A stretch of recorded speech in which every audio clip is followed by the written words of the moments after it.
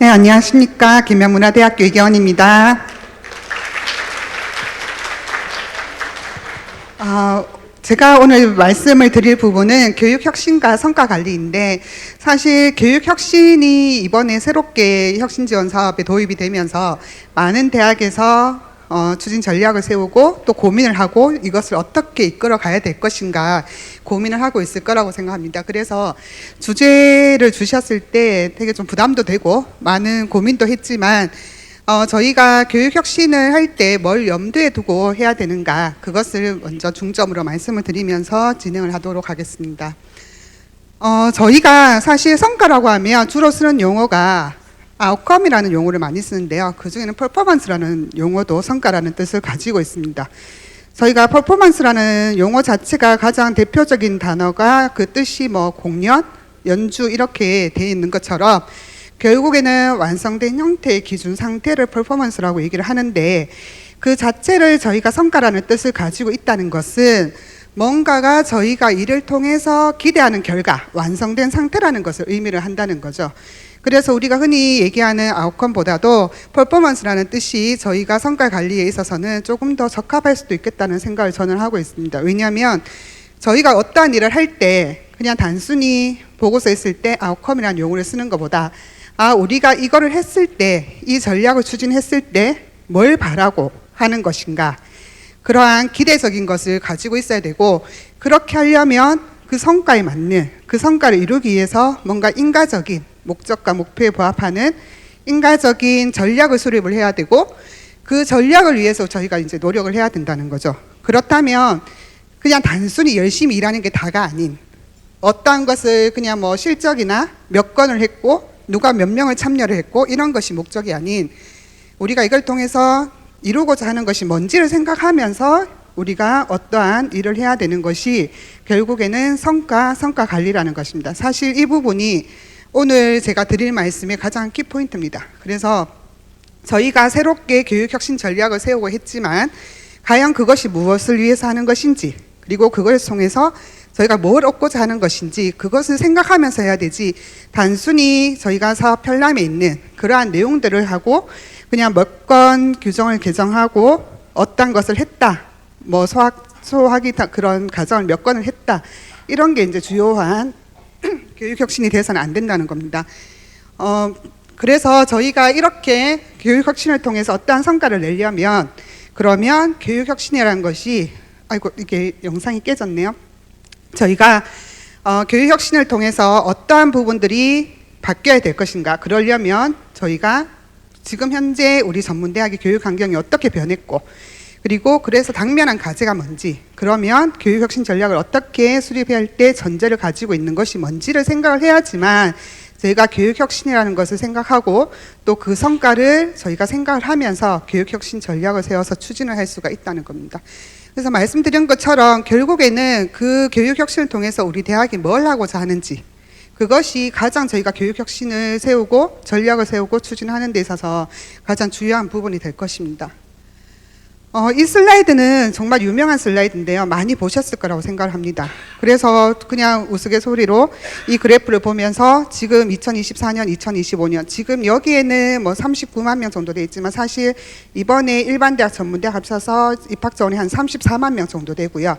그 중에서 전문대가 13만 6천 명 정도로 되는 것으로 알고 있습니다. 130여 개 대학에서.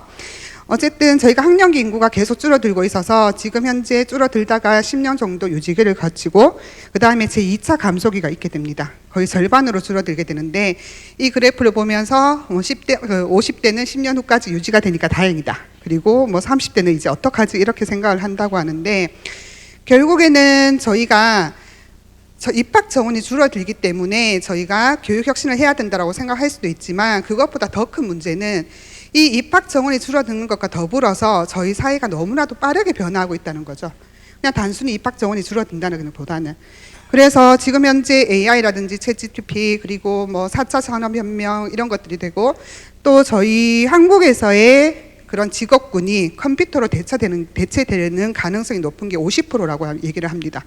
그럼 우리가 현재 하고 있는 직업들 중에서 50%가 컴퓨터로 대체되고 나면 나머지 산업 그 직업군에서 정말 사회에 빠르게 그 변화에 대응을 하면서 거기에 적응해서 살려면 창의적인 능력, 그리고 비판적인 사고, 자기주도적인 능력, 이런 것들을 저희가 길러줄 수밖에 없는 환경이 되는 것이죠. 또 한 가지는 입학 정원이 줄면서 저희가 평생학습자라든지 아니면은 외국인 유학생들, 그리고 입학 그 평생학습자 중에서도 고등직업교육의 경험이 있는 분들도 있지만 없는 분들, 이렇게 너무나도 다양한 직업 그 학습자들이 있기 때문에 저희가 많은 구조 개편을 통해서, 학과 구조 개편을 통해서 노력은 하고 있지만, 그럼에도 불구하고 저희가 기존의 학과 체제로는 적응하기가, 살아남기가 힘들다는 그러한 것들이 있습니다. 인력 양성이 힘들고. 그래서 저희가 보면 전문대학의 지속 가능한 발전 관련 특이점이라고 해서 학령 인구 관점에서 봤을 때 앞서서 보셨던 그래프와 똑같습니다. 똑같은데 저희가 앞서서 갑자기 그 학령 인구가 줄었을 때를 1차 특이점 대응기라고 하면 저희가 2033년부터는 갑자기 더 줄어들기 때문에 2차 특이점이라고 하고요. 그리고 많이 줄어드는 그 사이에 지금 현재부터 10년 가까이 있는 유지기 기간을 저희가 2차 특이점을 준비해야 되는 시기라고 얘기를 하고 있습니다. 그러면 이때 지금부터 10년 동안 얼마나 저희가 잘 준비를 하고 교육 혁신을 할 것이냐, 이것이 결국에는 10년 뒤에 우리 전문대학이 어떻게 경쟁력을 가지고 인재를 양성할 수 있을 것인가, 여기에 대해서 저희가 준비하는 그 키포인트가 되는 시기라고 생각을 하고요. 그래서 보시면은 저희가 41% 정도가 학령 인구가 2040년에 감소를 하는데, 결국에는 학령 그 입학 정원을 줄이는 데는 한계가 있을 겁니다. 그렇게 됐을 때 우리가 지금 현재 학령기 학생을 86%, 성인 학습자를 2%, 외국인 유학생을 12% 정도로 봤을 때는 2033년 이후에는 저희가 학령기 학생을 한 60%, 그리고 성인 재직자를 10%, 외국인 유학생을 25%, 성인을 지역 주민 평생 학습자를 15% 정도라고 저희가 이제 보고 그 학령 그 입학 정원을 유지할 수 있도록 하고, 그리고 거기에 맞춰서 지금 현재 준비를 해가야 된다는 거죠. 단순히 학령기 학생의 입학 정원 감소가 아니라 다양해지는 사회 환경과 다양해지는 인재 양성의 요구와 다양해지는 학습 수요자를 다 저희가 만족시킬 수 있는 그러한 방향으로 저희가 이제 학령 그 교육 혁신을 해야 될 것입니다. 2주기 전문대학 혁신 지원 사업을 처음에 이제 시작이 되었을 때 저희가 신규 분야로 들어왔던 것들이 몇 가지가 있습니다. 그 중에서 대학의 운영 혁신 전략이라든지 혹은 대학의 공공성 및 사회적 가치 실현, 그래서 ESG 이러한 부분들이 들어왔었고요. 또 한 가지가 공유 협력, 그렇게 해서 관계 형성에 대한 새로운 시각들이 들어왔습니다. 그리고 또 한 가지가 대학 전반의 역량 관리 체계라고 해서 교직원의 역량과 더불어서 모든 대학의 전반적인 역량들을 다 강화를 시킬 것을 요구를 하였고, 그와 더불어서 성과 관리 체계가 이제 도입이 되었습니다. 그런데 이번에 새롭게 도입이 된 것이 이제 2000년도 연차평가 보고를 쓰면서 저희가 이제 교육 혁신 전략을 계획하는 것이 다시 이제 도입이 되었습니다. 도입이 되었는데 학생 교육에 있어서 모집하기 전에 저희가 전공과 학과 등 구분 없는 모집, 이것이 대두가 되었습니다. 그래서 많은 대학에서 자율 전공, 이제 이미 시작하신 학교도 있겠지만 저희 학교 같은 경우도 이번에 교육혁신 전략을 세우면서 새롭게 추진 전략을 세웠습니다. 그렇지만 대부분 그 전공과 학과가 구분 없는 모집이라고 해서 이게 키포인트가 아니라 결국에는 그 밑에 있는 학생들의 전공 선택권을 어떻게 부여해 줄 것인가, 저는 그것이 키워드라고 생각합니다. 그래서 그 전공 선택권을 주기 위해서 전공 탐색 과정을 거치고, 그리고 여러 가지 우리가 융합 교육이라든지 또한 학생들의 전과 기회를 확대해 주고, 이러한 것들이 결국에는 주요 내용이 되겠고요.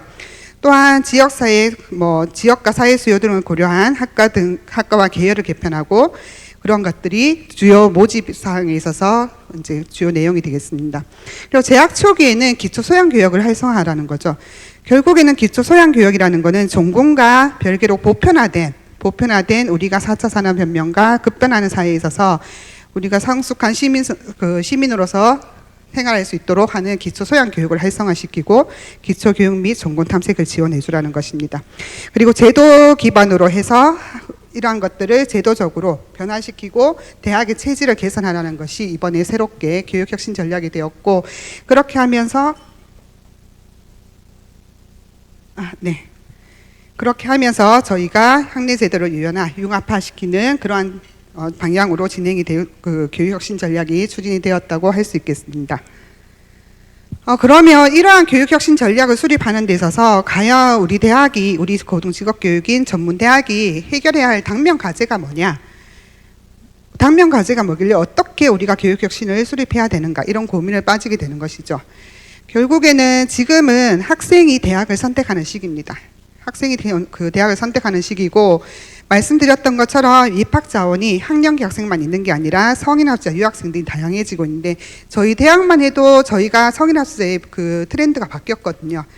한 2년 전만 해도, 3년 전만 해도 고등교육을 경험하지 못하셨던 분들, 학위를 받기 위해서 오시는 분들이 많았습니다. 근데 지금은 저희가 어떻게 바뀌었냐면, 재직자 분들도 많고요, 퇴직하신 분들도 많고, 박사학위를 가지신 분들도 많습니다. 진짜 리스킬, 업스킬을 위해서, 그리고 제2의 직업을 가지기 위해서, 혹은 직업까지는 아니더라도 내가 뭔가를 조금 더 배워보고 싶어서 오시는 분들이 많다는 거죠. 그러면 학령기 학생도 마찬가지지만 성인학자도 디지털 리터러시 능력이 떨어지시는, 흔히 말하는 저희가 수강 신청을 컴퓨터로 하지 못하는 그런 분들도 있는 반면에, 너무나도 사회적으로 뭐 이렇게 얘기하면 그렇지만 박사학위까지 받으시고 은퇴하시고 이렇게 오신 분들 격차가 너무나도 많이 늘어나 있습니다. 그리고 외국인 유학생들도 다양해지고 있고요. 많이 또 늘어나고 있고요. 그래서 저희가 흔히 요즘 많이 하는 얘기가 학생들이 학력 수준이 너무 떨어진다, 이런 얘기를 하지만 그 격차가 너무 커져 있고, 특히 코로나를 겪으면서 학력 격차의 갭이 훨씬 커졌습니다. 그리고 기초학습 능력이 늦은 것뿐만이 아니라 사실은 심리 사회적인 부분도 격차가 엄청나게 많이 벌어져 있습니다.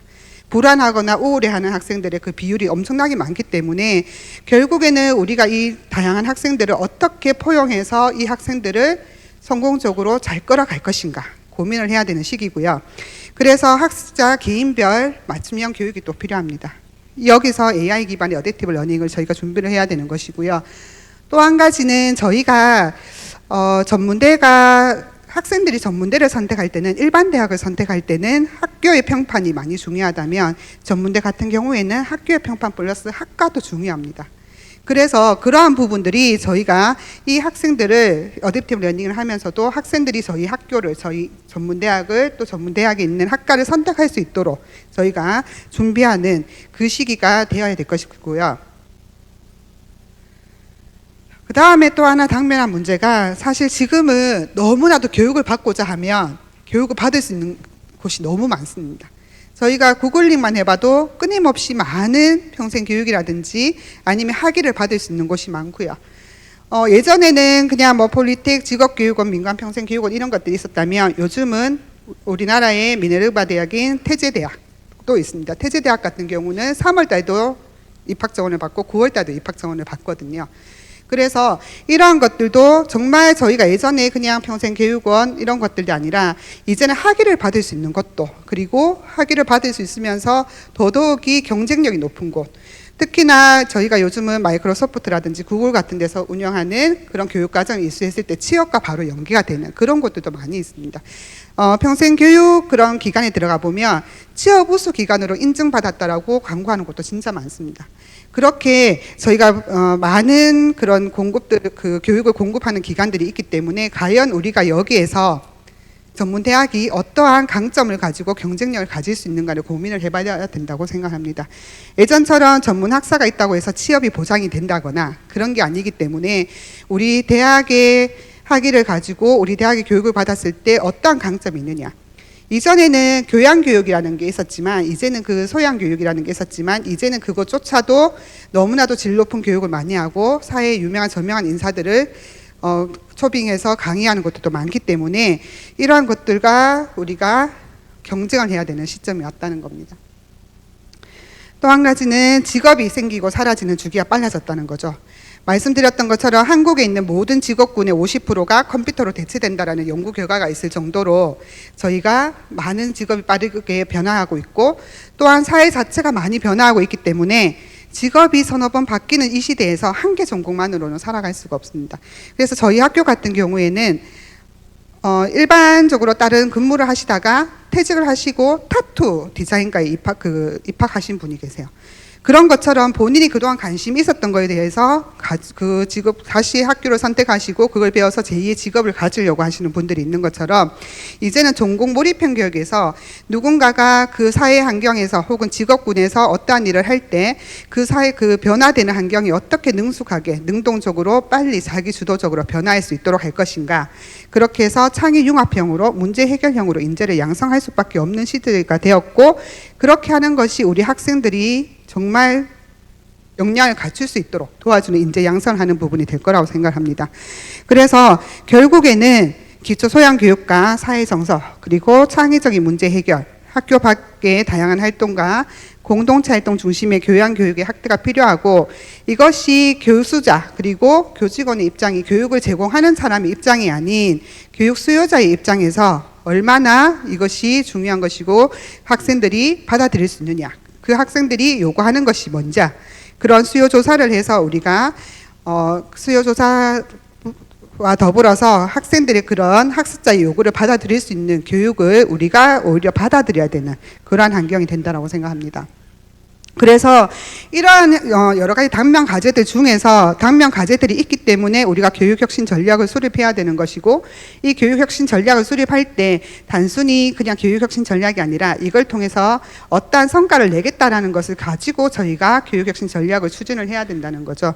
그러면 이 교육혁신 전략을 수립의 전제라고 얘기는 했지만 사실 수립의 전제 플러스 저희가 추진 전략을 실행하는 데 있어서의 전제 조건이라고 생각합니다.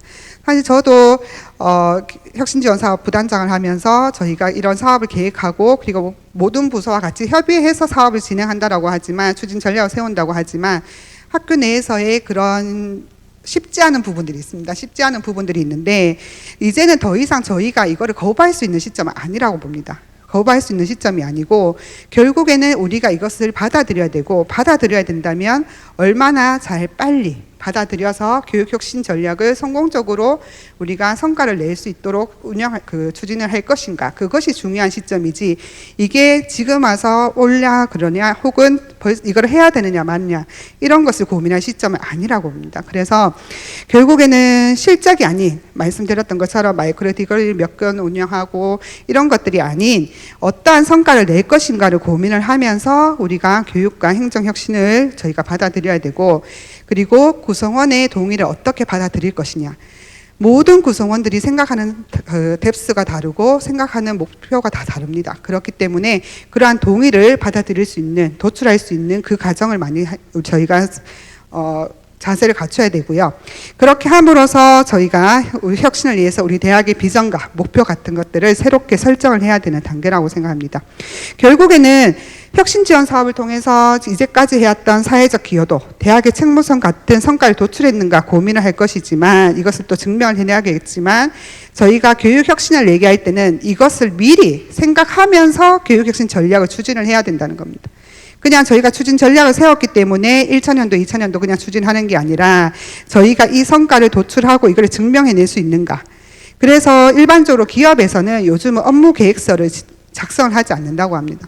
성과 지시서라는 걸 작성을 한다고 하거든요. 내가 이 업무를 통해서 어떠한 성과를 내는가가 중요한 것이지 그냥 단순히 내가 업무 계획을 뭘 하고 이게 중요하지 않다는 거죠. 그래서 저희도 교육혁신을 혁신 전략을 추진하는 데 있어서 이제는 성과를 뭘 낼 것이냐 그것을 생각하면서 증명할 수 있도록 저희가 추진을 해야 될 시점이라고 봅니다.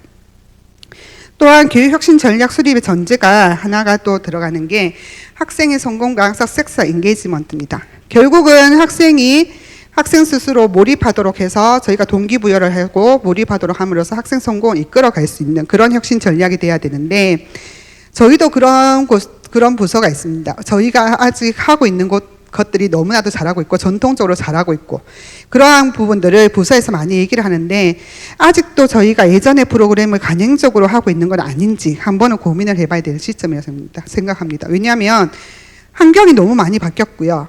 그리고 학생들이, 저도 수업을 하고 있지만 코로나 전의 학생과 코로나를 겪으면서 학생과 지금의 학생이 또 다릅니다.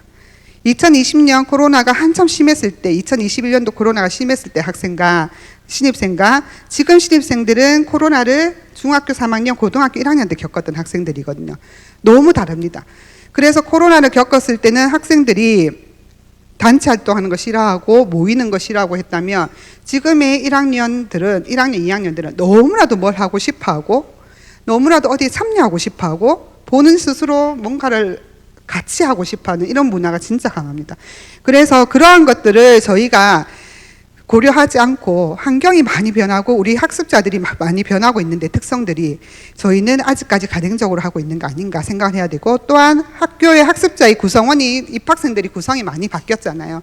성인 학습자도 많이 들어오고 있는 시점에서 이러한 프로그램이 저희가 다시 한번 검토를 해야 될 시점이라고 생각합니다. 그리고 무엇보다도 구성원들이 전부 다 한마음이 되어서 과연 우리 학생들을 한 명도 탈락시키지 않고 끝까지 끌고 갈 수 있을 것인가. 그러면 이 학생들이 요구하는 것이 무엇인가, 이 학생들의 요구를 저희가 어떻게 받아들일 줄 수 있을 것인가, 그것을 이제 고민하는 그러한 자세가 되어 있어야 된다고 생각하고요. 결국에는 학생 경력 관리, 이력 관리 같은 것들을 통해서 학생들에게 모티베이션을 주고 인게이지먼트를 할 수 있는 그러한 것들이 중요하다고 생각합니다. 그래서 뭐 여기서 디지털 배지 동기부여 이렇게 적어놨지만 이것을 반드시 하라기보다는 이러한 것들이 큰 하나의 예시가 된다는 거죠. 지금 많이 도입이 되고 있고 이미 많이 활성화되고 있고, 그리고 디지털 배지가 이미 고등학교에서 시범적으로 운영이 되고 있습니다. 되고 있는데 저희가 이전에 핵심 역량 하면서 인증제 많이 운영하시잖아요, 대학에서. 그런데 그 인증제라는 것이 과연 우리 학교에서는 역량을 많이 하고 하면 학습 경험을 많이 쌓고 있을 때 인증제를 해서 우리 학교의 우수한 인재라고 인정을 하고 있지만 이게 사회적으로 통용되는, 사회에서 인정해주는 그런 인증제인가를 고민을 했을 때 사실은 저희가 조금은 부정적인 그런 측면도 있다라고 보거든요. 그러한 것들이 차라리 이제는 디지털 배지 어디에서 사회에서 이제 그 통용이 되고 그리고 학생들이 스스로 모티베이션을 받을 수 있는 그러한 방법들을 사용하는 것도 도움이 될 것이라고 생각합니다. 또한 이제 대학이 이제는 공유와 협력 시대라고 하는데 이전에는 대학 내에서 대학 간에 그리고 학과 간에 이렇게만 얘기를 했다면 이제는 또한 지자체 간에 저희가 어떻게 공유하고 협력할 것인가의 관계도 필요하고요.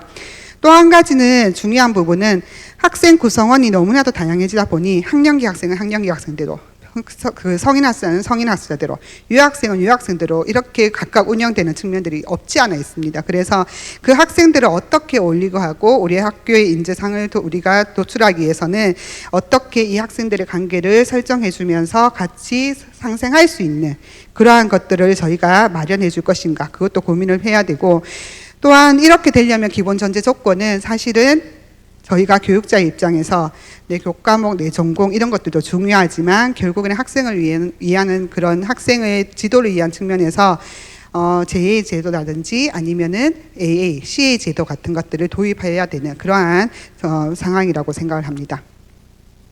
그래서 이러한 교육 혁신에 우리가 왜 당면에 있고 무엇을 해결해야 되느냐, 어떠한 전제 조건을 가지고 있느냐, 이런 것들을 생각하고 저희가 교육 혁신 추진 전략을 세웠을 거기 때문에 이것을 통해서 저희가 이뤄내야 되는 성과들, 그런 것들이 결국에는 처음부터 고민을 하면서 처음부터 추진 전략이 세워졌을 것이고 그리고 그것들을 추진해야 되는 전략이 있는 것이죠.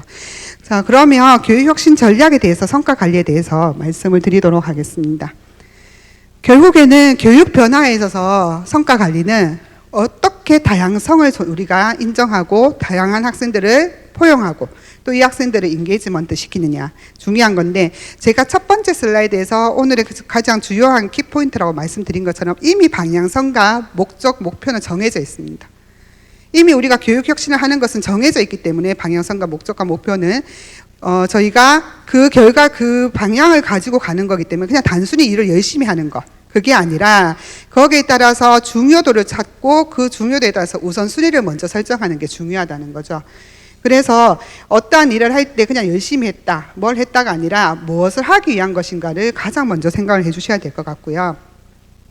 그리고 이상하네요. 자꾸 화면이 깨지는데 교육의 부가가치를 높이겠다는 겁니다. 그래서 학생이 입학했을 때 저희가 대학교육의 목표와 성과 관리에 있어서 학생이 입학을 하면 요즘은 학생 한 명 한 명이 다 다르잖아요. 역량이라든지 기초학습 능력이 다른데 그것들을 졸업할 때까지 최대한 끌어당겨서 저희가 졸업 시에 역량을 최대로 높여줄 수 있는 교육의 부가가치를 높여주는 것이 가장 중요하고요. 그리고 가장 중요한 지식을 제대로 교수자 중심의 지식 교육이 아니라 학습자 중심의 우리가 역량 기반 교육이라든지 이런 것들로 전환을 하면서 교육의 목표를 가지고 성과 관리를 할 수 있도록 해줘야 된다는 것입니다. 그러면 저희가 많이 조금 혼동하는 부분이 성과 기반 평가, 성과 지표 질 관리가 있는데 결국 결과와 저희가 성과 부분을 아웃풋, 산출물하고 많이 혼동을 좀 하고 있는 부분들이 있습니다. 그래서 성과를 보면 성과는 결국은 투입과 활동을 통해서 달성한 결과, 아웃컴입니다. 근데 여기서 저희가 조금 혼동할 수 있는 부분이 산출물, 아웃풋과를 저희가 조금 혼돈할 수 있다는 거죠. 저희가 지표를 잡을 때 보면 예를 들어서 예산 같은 것들은 그냥 투입입니다. 투입이고 어떤 활동들을 했는 위원 활동, 얼마나 열심히 일했느냐 이런 것들은 활동인데 운영 건수, 참여 학생 수 이러한 것들은 그냥 단순 산출물, 아웃풋이라고 볼 수가 있습니다. 그리고 그걸 통해서 저희가 장단기적으로 이끌어내는 성과, 그것을 아웃컴이라고 얘기를 할 수가 있는 거죠. 그러면 저희가 모든 요즘은 재정지원 사업이나 이런 부분에서 성과 기반의 평가가 이루어지고 있지 않습니까? 그래서 그런 산출물, 아웃컴에 이제 초점을 둔 평가를 저희가 성과 기반 평가라고 하고요. 그럼 이 성과 지표, 우리가 성과 지표는 결국에는 성과라는 것을 측정할 수 있도록 저희가 그냥 성과 좋다라는 게 아니라 성과를 측정할 수 있도록 구체적이고 측정 가능하도록 설정한 것을 얘기를 할 수 있겠습니다. 결국에는 이 성과 지표 관리를 하려면 성과 지표를 어떻게 저희가 구성하고 어떻게 그것을 이끌어낼 수 있도록 하느냐, 그 활동하는 과정들이 있을 거고요. 그 다음에 질 관리 같은 경우는 저희가 교육 품질의 수준을 유지하고 향상을 위해서 노력하는 모든 활동을 질 관리라고 얘기를 할 수 있겠습니다. 그래서 성과 관리의 체계와 주요 특징인데요. 이 성과 관리라는 거는 처음부터 저희가 달성해야 할 때 목표와 개선 사항에 초점을 두고 성과 목표를 어떻게 진행을 하는 것을 모니터링 하느냐. 그러면 중간 점검, 저희 보통 사업하면 월간 점검하고 분기별로 점검하고 또 최종적으로 중간 점검, 최종 점검하는데 그것을 주기적으로 모니터링 하는 거. 그리고 중간 점검했을 때 만약에 저희가 보다 더 나은 성과에 매진할 수 있도록 뭔가 지원해야 되는 게 있다면 예산이라든지 인력을 지원할 수가 있겠죠. 그리고 측정된 결과와 과정을 구성원에게 피드백을 해주면서 그에 따르는 성과가 있다면 보상을 통해서 동기부여하는 것까지가 성과 관리입니다. 그러면 이 성과 관리는 결국에는 어느 한 우리가 성과라는 목표를 가지고 목표 지향적으로 움직이는 것이 되겠고, 그리고 저희가 가장 힘든 부분 중에 하나는 뭐냐면 저희도 사업단에서 모니터링을 합니다. 모니터링을 하고 지표가 달성되지 않는 부분이 있을 때 그 부서에 연락을 해서 어떤 활동을 하자고 했을 때 그것을 본인들을 비난하기 위한 것이라고 생각하시는 분들이 많습니다. 잘잘못을 얘기하는. 절대 그런 게 아니거든요. 절대 그런 게 아니고 단지 어떠한 것이 저희가 원인을 분석해서 그것을 어떻게 개선할 것인가를 논의하는 거라고 저희가 이제 이해를 해야 되지, 절대 그것을 어떠한 부서나 어떠한 것을 비난하기 위한 것이라고 이제 생각을 해주시면 안 될 것 같고요. 그렇기 때문에 이 성과 관리라는 거는 결국에는 그 부서의 혹은 그 직원의 그 교수의 업적을 평가하는 것이 아니라 조직 내에서 성과 달성을 하기 위한 일련의 모든 과정을 성과 관리라고 생각해 주시면 됩니다. 일련의 모든 과정. 그래서 일시적으로 하는 것도 아니고 처음부터 끝까지 한류 계산하는 모든 과정까지를 저희가 성과 관리라고 봐주시면 될 것 같습니다. 그렇다면 이 성과 관리를 하는 데 있어서 결국에는 투입으로부터 결과로 이루어지는 논리적인 관계를 통해서 저희가 이제 봐야 되는데, 말씀드렸던 것처럼 투입이 있으면 예산이라든지 인력이라든지 어떠한 조직을 구성한다든지 투입이 있으면 어떤 활동들을 할 것이고요. 그래서 우리가 뭘 얼마나 열심히 했느냐 이런 것들은 결국 대부분 활동에 해당이 됩니다. 교육 활동이라든지 모임을 몇 번 했고 위원회를 몇 번 했고 이런 것들이 될 테고, 산출물은 직접적으로 나타나는 산출물인데 아웃풋입니다. 그래서 참여자 수라든지 비율 혹은 저희가 또 대표적으로 위원회 건수, 또 교육과정 개발률 이런 것들이 들어갈 겁니다.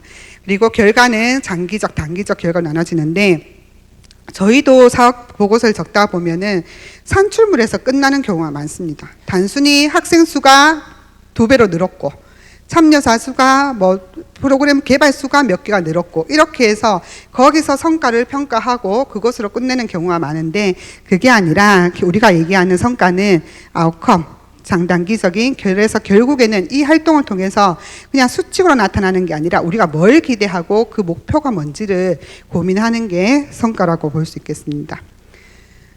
이 부분은 예시인데요. 말씀드린 것처럼 투입과정 산출 결과가 있을 때 저희가 교육과정 교육 품질 만족도를 향상시키기 위해서 교육과정 개발 지원 금액을 예산을 투입하고 그리고 회의 건수를 통해서 과정을 거치고 그 산출물로 교육과정 개발률이 나온다는 거죠. 이게 성과가 교육과정 개발률이 몇 프로다. 이게 성과가 아니라 그를 통해서 우리가 최종적으로 얻고자 하는 것. 교육 품질 만족도가 올라가고 학생의 만족도가 올라가고 취업률이 향상되고 이런 것들이 우리가 원하는 결과, 성과 이런 것들이라는 겁니다.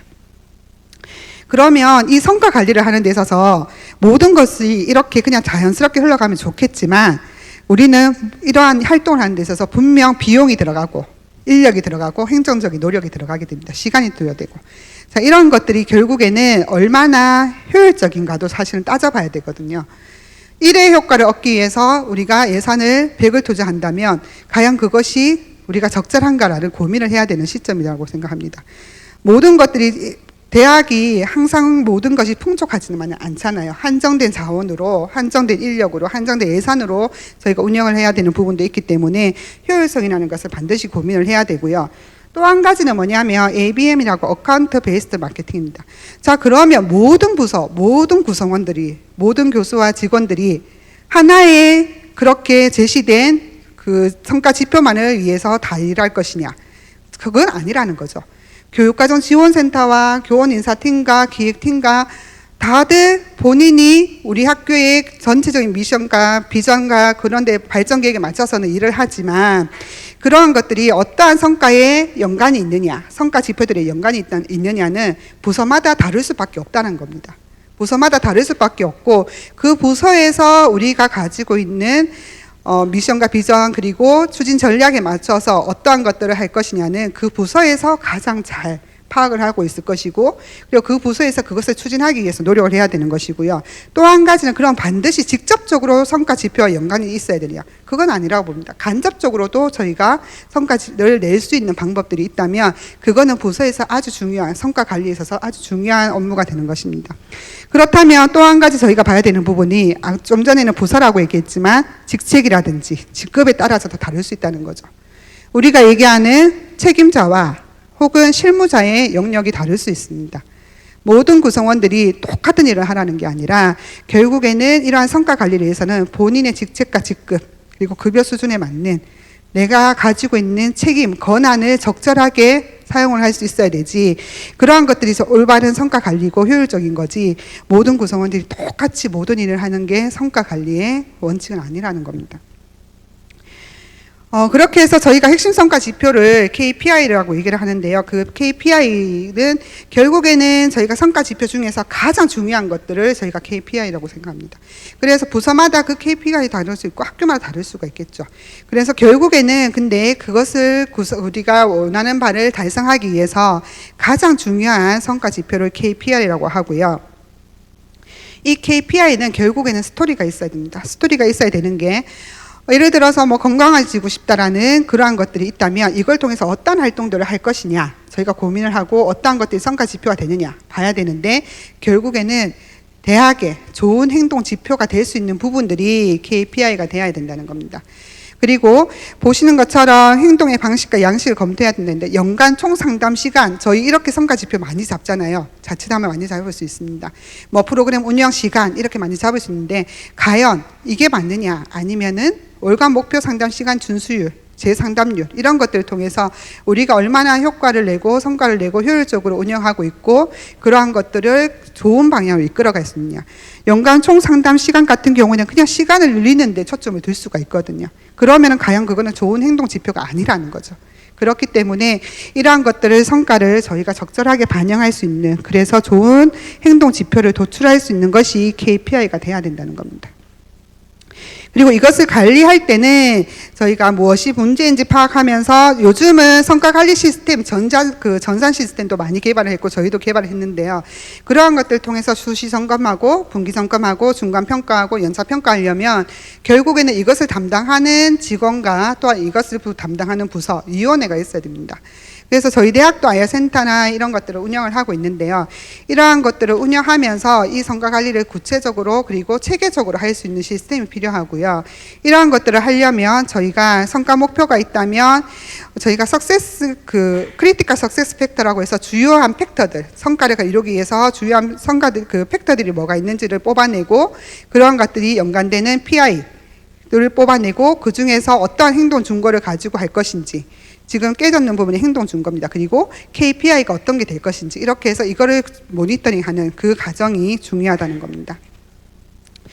그리고 보시는 것처럼 설정 예시가 있는데 결국에는 목표값은 얼마나 구체적으로 근거가 있게 설정이 되었느냐.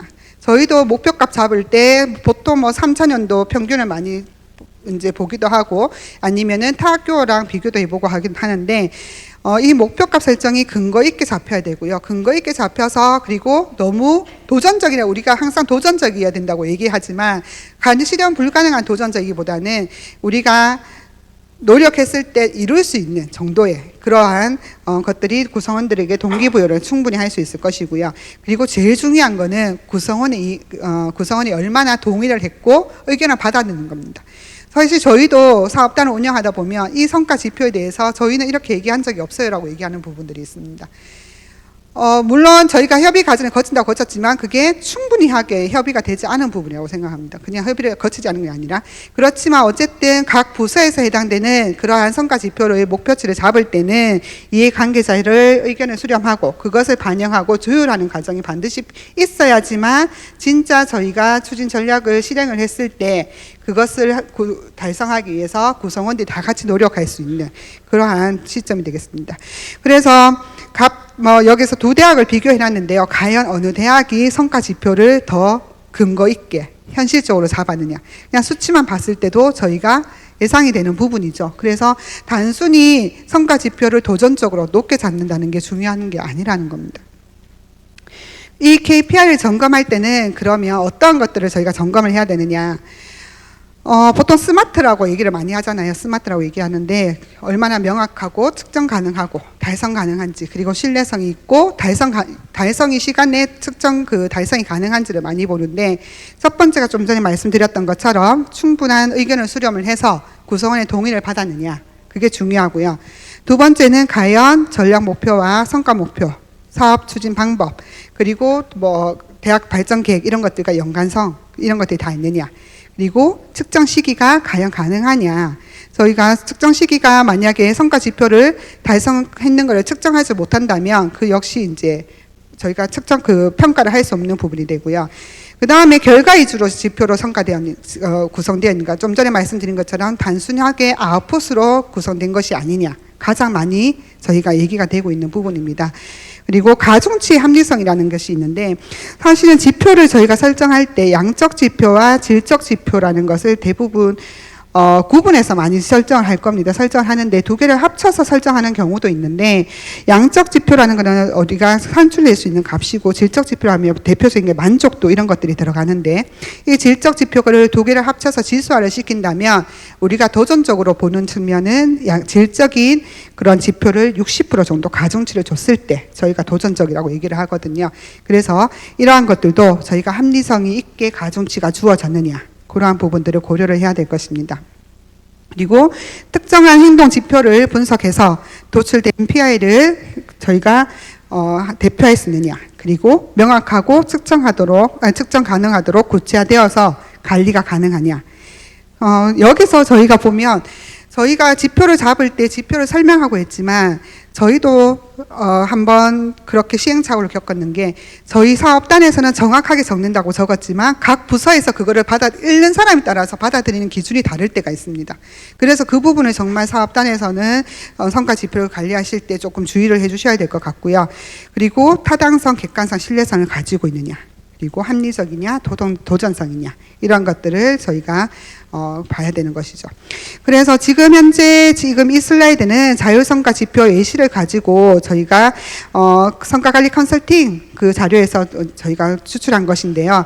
보시는 것처럼 단순 지표로 구성된 성과 지표, 아니면은 성과 지표 하위 지표 연계성이 부족한 성과 지표, 혹은 세부 사업을 대표하지 못하는 성과 지표, 기준값이 미설정된 것, 그리고 목표 달성이 너무나도 용이하게 도전성이 없도록 구성된 성과 지표, 그리고 목표 달성이 용이한 하위 지표의 가중치가 훨씬 높게 성과 지표가 설정된 경우, 이러한 것들이 저희가 합리성이라든지 근거라든지 이런 것들이 조금은 개선돼야 될 부분이 아닌가 해서 컨설팅 자료에 나왔던 것들입니다. 그래서 조금 참고로 봐주시면 좋을 것 같습니다. 마지막으로요. 결국에는 지금 현재 가장 화두가 되고 있는 게 교육혁신과 더불어서 라이즈입니다. 저희는 비수도권이기 때문에 라이즈 연계해서 어떻게 성과 관리를 할 것인가, 교육혁신. 혁신 지원 사업은 일반 재정 지원 사업으로서 라이즈에 들어가지 않기 때문에 상관없다, 전혀 아니거든요. 사실은 혁신 지원 사업을 통해서 저희가 대학의 체질을 개선하고, 그리고 라이즈에 성공적으로 안착하도록 하는데 체질 개선을 하고 기반을 만들어줘야 된다고 생각을 합니다. 그래서 결국에는 우리가 교육 혁신을 통해서 이런 라이즈 연계를 해서 성과가 도출되도록 해야 되는데, 그 부분에 있어서는 학년기 학생을, 그리고 우리가 일반 대학보다는 전문대 학생들이 지역 종주율이 훨씬 높습니다, 지방에서. 그렇기 때문에 지역 종주형 치창업 같은 것들, 우리가 링크 사업이라든지 하이브 사업에서 많이 하고 있는 부분들을 저희가 그 기반을 더 구축하도록 해줘야 되고요. 결국에는 전문대에서 저희가 직업교육 바로 세우기를 통해서 우리 학생들이 중산층으로서 유입할 수 있는 그러한 역할을 저희가 해줘야 되는 것이죠. 역할을 해줘야 되고, 또 한 가지는 저희가 현장 중심의 주문식 교육 같은 것들을 통해서 핵심 인력을 기르고 치창업시키고 이러한 선순환 구조를 계속해서 만들어줘야 된다는 겁니다. 또 한 가지 많이 하도되고 있는 거는 성인학자입니다. 그래서 지금 평생 직업교육, 하이브 라이프 같은 것들이 있는데요.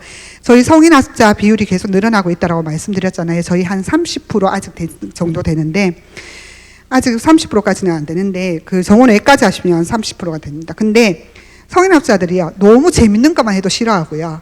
뭔가 얻어가는 게 있어야 됩니다. 얻어가는 게 있어야 되는데, 그렇다고 해서 재미가 없으면 또 싫어해요.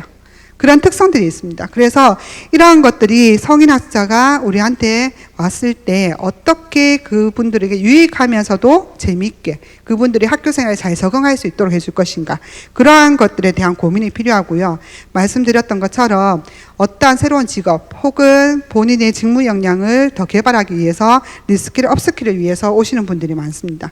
그리고 제2의 직업을 갖는다면 결국에는 고령 빈곤층으로 떨어지는 것도 방지해주는 그런 역할도 할 수 있기 때문에 이 부분에 대해서 저희가 좀 고민을 해야 되고, 지역연계 성인학자 전용 학과 개설 이런 것들을 통해서 저희가 평생 직업교육 모델을 도출해줘야 된다는 거죠. 그래서 성인학자를 대상으로 하는 저희가 치창업 지원센터라든지, 그리고 소상공 메이커 스페이스 이런 것들도 저희가 구축을 확대를 해야 되고, 이런 것들 기반이 되는 것들이 교육혁신이라고 생각합니다, 결국에는. 그래서 IPS 선행학습을 인정해주고 이런 것들을 더 확대해주는 그런 것들을 통해서 저희가 이제 성인학자의 그런 교육혁신, 성인학자 관련된 교육혁신을 추진해야 되는 거죠.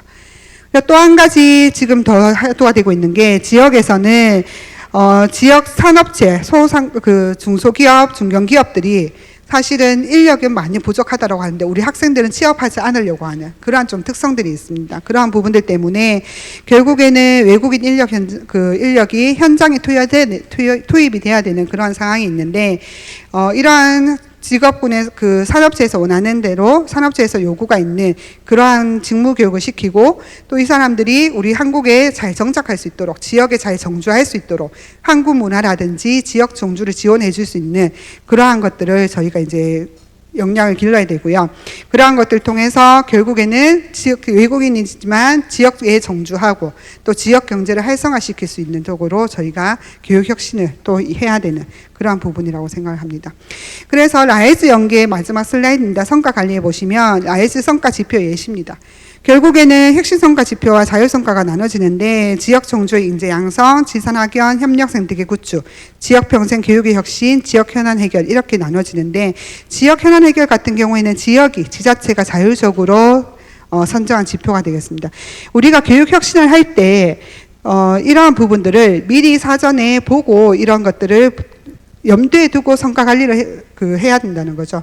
그래서 교육혁신이라는 것이 그냥 단순히 교육혁신과 성과 관리가 끝나는 게 아니라 처음에 전략 수립했을 때부터 저희가 모든 것들을 목표 지향적으로 그 과정들을 거치면서 저희가 하는 것만이 결국에는 교육혁신에 나중에 봤을 때 성과를 증명해낼 수 있는, 저희가 증명해내는 것이 결국에는 시간이 지났을 때 우리 고등직업교육기관으로서 전문대학의 그런 역할, 전문대학의 성과를 증명해낼 수 있는 방법이기 때문에 그것들을 염두에 두고 미리 저희가 교육혁신 전략을 수립하고 추진을 해야 될 것 같습니다.